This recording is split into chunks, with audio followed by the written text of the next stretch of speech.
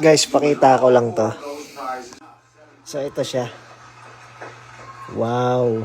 So, nilagyan ko ulit siya ng parsley. Wonton soup din yan. Pero, nilagyan ko rin siya ng itlog. Oh. So, may sesame oil, wonton soup, parsley. So, dumplings. Yan. So, hindi naman natin siya homemade na dumplings. Yan, ang tuting nyo, pag hinalo mo, parang nag-egg soup na yan eh. Yung mga regular egg soup lang sa mga Chinese restaurant.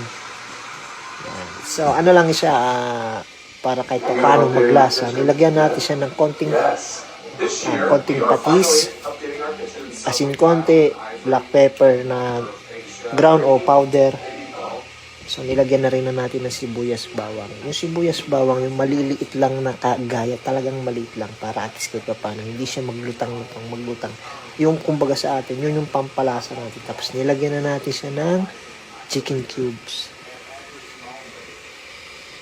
Bango, amoy siya may oil. Bango.